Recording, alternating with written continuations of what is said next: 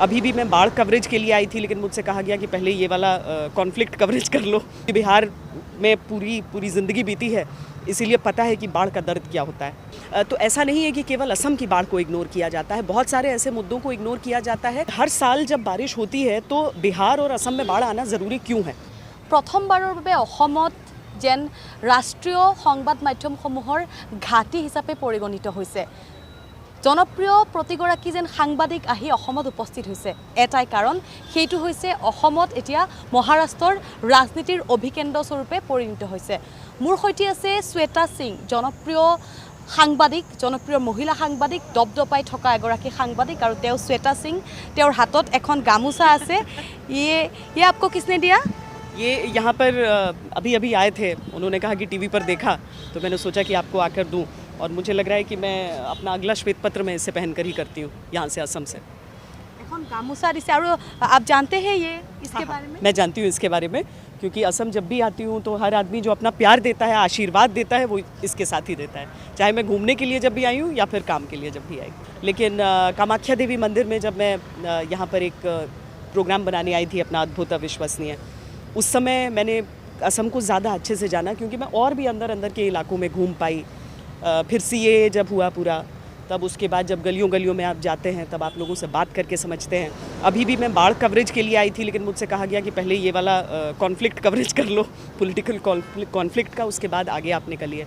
सिलचर वगैरह के हालात जो हैं, क्योंकि बिहार में पूरी ज़िंदगी बीती है, इसीलिए पता है कि बाढ़ का दर्द क्या होता है।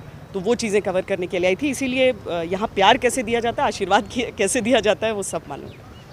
एक सवाल आपसे पूछते, आपने कह ही दिया कि बाढ़ के बारे में, असम का अभी जो हाल है बाढ़ के बारे में, 100 से भी ज़्यादा लोगों की जान चली गई है। सिलचर में लोगों को ऐसे ही पानी में छोड़ दिया गया है। अभी जो नेशनल मीडिया है वो सब आके इस रेडिशन ब्लू में एक ही कारण में आ रहे हैं, इतने सारे नेशनल मीडिया से सिर्फ रेडिशन ब्लू महाराष्ट्र की राजनीति के लिए, लेकिन असम की बाढ़ के लिए कोई भी इतना दिखाता है, हम लोग ऐसे नहीं बोल रहे, दिखाता है, ज़्यादा नहीं दिखाता है, जितना दिखाना चाहिए ऐसा नहीं दिखाते हैं। इसके बारे में क्या कहना है? नहीं, बिल्कुल सही बोल रही हो, और मुझे लगता है कि हम लोग को सबको इंडिविजुअल्स होकर ही इन सारी चीज़ों में डिफरेंस लाना पड़ेगा। नेशनल मीडिया से मैं ज़्यादा कहूँगी कि आज लोकल मीडिया ज़्यादा पावरफुल हो चुका है। जो लोग होते हैं कहीं के भी, वो अपनी भाषा में ख़बरों को ज़्यादा समझना चाहते हैं। तो जो जहाँ पर जिस भाषा को आप, जैसे मुझे लगता है कि मेन स्ट्रीम मीडिया, अगर हम कहें कि ठीक है आप हिंदी या इंग्लिश, जो जिन चैनल्स को नेशनल कहा जाता है, पर मेरे हिसाब से तो देश में जो भी चैनल चलेगा वो एक नेशनल चैनल ही है, क्योंकि एक ही उम्मीद के साथ, एक ही मंशा के साथ और एक ही भारत के भाव के साथ सब चैनल को चलाते हैं। और चाहे आप पत्रकारिता करें असम में या मैं पत्रकारिता करूं देश के किसी भी कोने में, हम दोनों का लक्ष्य एक ही होता है। थोड़ा एक प्रॉब्लम होता है कि आप जब ऑब्सेस हो जाते हैं किसी खबर से, तो ऐसा नहीं है कि केवल असम की बाढ़ को इग्नोर किया जाता है, बहुत सारे ऐसे मुद्दों को इग्नोर किया जाता है। और जो बात आप कह रही हैं, ऐसा नहीं है कि दिन में चलती नहीं है वो खबर, लेकिन वो एक ऑब्सेशन के तौर पर सुबह से रात तक नहीं चलती है वो खबर। तो मुझे लगता है कि जो पुराना समय था ना, जब एक बुलेटिन में तरह तरह की खबरें आ जाती थी, मैं तो उस दौर को बहुत मिस करती हूँ। लेकिन ठीक है, बदलाव भी प्रकृति का नियम है, तो चैनल उससे दूर कैसे रह सकते हैं। तो अभी का जो दौर है उसमें एक चीज़ को उठाइए सुबह से लेकर रात तक, अगले दिन, मतलब 24/7 उन चीज़ों को चलाया जाता है। पर मैं पर्सनली एज एन इंडिविजुअल मैं उस दौर को मिस करती हूँ जब हर एक खबर को जगह मिलती थी। असम के बाढ़ के बारे में क्या बोलना? देखिए, अगेन मैं वो बात कह रही हूँ कि हर साल जब बारिश होती है तो बिहार और असम में बाढ़ आना ज़रूरी क्यों है? कोई तो है ना, मतलब मैं सिर्फ नेता नहीं कह रही हूँ, मैं प्रशासनिक अधिकारियों को भी कह रही हूँ, जो कि लगातार एक इलाके में रहते हैं, जिनके पास वो फंड्स रहते हैं, जिनके पास वो नो हाउ है, लेकिन उसके बावजूद कोई तो है जो काम नहीं कर रहा है, और वो नहीं कर रहा है तो उसकी अकाउंटेबिलिटी तय करना हमारा काम हो जाता है। केवल ये नहीं दिखाना कि यहाँ पर इतना पानी भर गया है, इतना लोगों को ये दिक्कत आ रही है, बल्कि वो दिक्कत हटेगी कैसे, दूर कैसे होगी, वो चीज़ दिखाना बहुत ज़रूरी हो जाता है।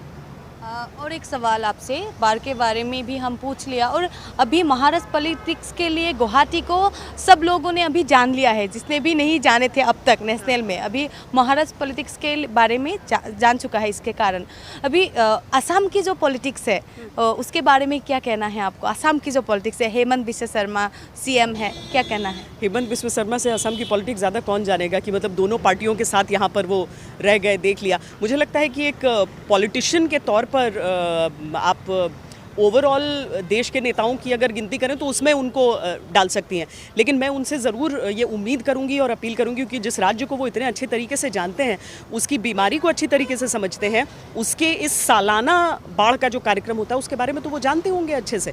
तो पॉलिटिक्स और उनका मैनेजमेंट और उनका पार्टी एंड एलाई मैनेजमेंट, ये सारी चीज़ें तो कमाल की हैं।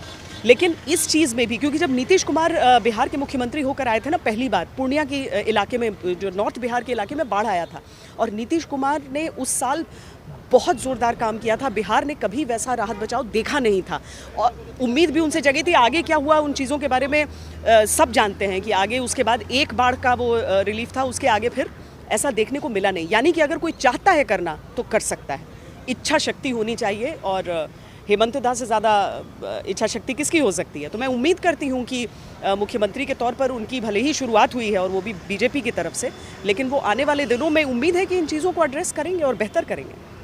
अभी वो महाराष्ट्र की जो पॉलिटिक्स है, हेमंत बिस्वा शर्मा भी उसी में घुसे हुए हैं। वो ले रहे हैं आके।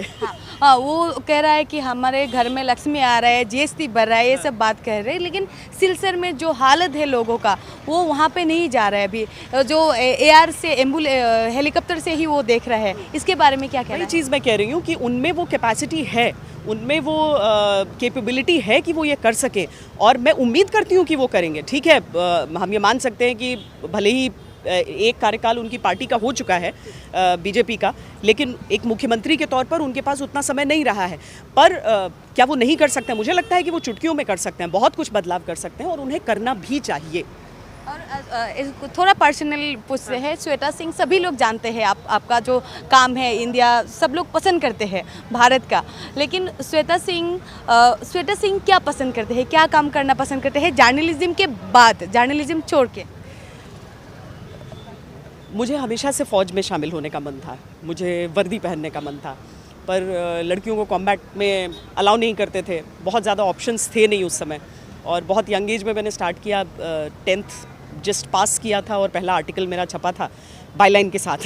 हालांकि वो स्टूडेंट्स फॉर डेमोक्रेसी करके ही छपता था, पर बायलाइन थी मेरी। तो और कुछ सोचने का मौका नहीं मिला। अब जो चीज़ें मुझे पसंद है, मुझे खाना बहुत पसंद है, मुझे किसी भी तरह की फ़िज़िकल एक्टिविटी, आउटडोर एक्टिविटी बहुत ज़्यादा पसंद है, मुझे ट्रैवलिंग बहुत ज़्यादा पसंद है। ये सारी चीज़ें मेरे काम के साथ मुझे मिल जाती हैं। आप बहुत ही बिजी है, इतना समय देने के लिए धन्यवाद। लास्ट क्वेश्चन मैं आपसे करती हूँ कि आप लोग सब यहाँ पे आए हैं, नेशनल मीडिया सब लोग आए हैं, सब लोग ने इतना अच्छी तरह से ये महाराष्ट्र की पॉलिटिक्स देख रहे हैं, दिखा रहे हैं अपने लोगों को, लेकिन असमीज जो लोग हैं, असम के जो लोग हैं, वो लोग ये आशा कर रहे हैं कि जो नेशनल मीडिया है, वो नेशनल मीडिया असम के जो बार है, वो बार को भी दिखाए और कुछ जो पैकेज वगैरह मिले तो उन लोगों के लिए बहुत अच्छा होता। इसके बारे में क्या कहना है? नहीं, मैं बाकियों के लिए तो नहीं कुछ कह सकती हूँ, लेकिन मैंने जैसा आपसे कहा कि मैं यहाँ पर मेरे आने का, इससे पहले मैं छुट्टी पर थी, जिस दिन मैं आई हूँ उसके अगले दिन मैं असम आई हूँ। जो ओरिजिनल प्लान था उसके हिसाब से मुझे यहाँ पर आना था बाढ़ कवर करने के लिए, लेकिन चूँकि ये हो गया तो चैनल ने कहा पहले आप ये कर लीजिए, उसके बाद तो आज तक पे बाढ़ का पूरा कवरेज होगा, और सिर्फ किसी पैकेज के लिए नहीं होगा। मुझे लगता है कि एज ए जर्नलिस्ट आपको, मुझे वो चेंज की ज़रूरत, अगर कोई चीज़ हर साल हो रही है तो वो चीज़ कैसे क्या किया जाए कि न हो, वो चीज़ें निकालना हमारी जिम्मेदारी हो जाती है। तो मैं उम्मीद करती हूँ कि ये सारी चीज़ें हम यहाँ पर निकाल के पेश कर पाएंगे। लेकिन अगर बिहार में अगर ऐसा बाढ़ आता है तो बिहार में पूरे दिन नेशनल मीडिया ऐसे कवरेज देते हैं, बिहार का हो, जरूरी नहीं है, साउथ का भी देते हैं। साउथ का इसलिए देखिए, साउथ का या कश्मीर में 2 जगह जब बाढ़ आई तो उसको इसीलिए सुर्खियाँ मिली क्योंकि वैसा कभी होता नहीं था। चेन्नई की सड़कें कभी फ्लड नहीं होती थी। बिहार में कब हुआ? जब पटना यानी कि जो कैपिटल टाउन है उसकी सड़कें भर गई पानी से, उसमें नाव चलने लगी, तब वो कवर हुआ। लेकिन बिहार के जो रिमोट इलाके हैं वहाँ की कवरेज कौन सी हर साल होती है? नहीं होती है। गुवाहाटी में भी नाव चला, एग्जैक्टली अच्छा इस बार नाव चला है हाँ, गुवाहाटी मुझे में भी बताया गया है कि इससे पहले भी एक ऐसा मौका आया था यहाँ पर जब सड़कों पर पानी आ गया था और ये अर्बन फ्लडिंग का कॉन्सेप्ट जब आता है तो मैं यही कह रही हूँ कि जो बिहार और असम जैसे राज्य हैं जहाँ पर हर साल बाढ़ आ रही है वहाँ पर लोगों के लिए वो एक आपको बोरियत नहीं होनी चाहिए कि यहाँ तो हर साल आती ही है नहीं अगर आती ही है तो आप फिर ये जिम्मेदारी लेंगे कि ये कैसे न आए उसको कैसे रोका जाए तो मैं सिर्फ अपने पॉइंट ऑफ व्यू से कह सकती हूँ कि मैं तो ज़रूर आगे यहाँ से जा रही हूँ कवरेज करने के लिए और मैं उम्मीद करती हूँ कि सारे चैनल ये ज़रूर करेंगे थैंक यू यू তেওঁ কৈছে যে তেওঁ আশা কৰিছে যে তেওঁ নিশ্চয় তেওঁলোকৰ যি সংবাদ মাধ্যম আছে তাৰ জৰিয়তে অসমৰ যি বৰ্তমানৰ বানৰ পৰিস্থিতি সেই বান পৰিস্থিতি তেওঁ দেখুৱাব তাৰ লগতে যিসকল ৰাষ্ট্ৰীয় সংবাদ মাধ্যমৰ লোক আছে তেওঁলোককো তেওঁ অনুৰোধ জনাইছে যে অসমৰ বৰ্তমানৰ যি সামগ্ৰিক পৰিৱেশ সেই পৰিৱেশ তেওঁলোকে দেখুৱাব আমি আশা কৰিম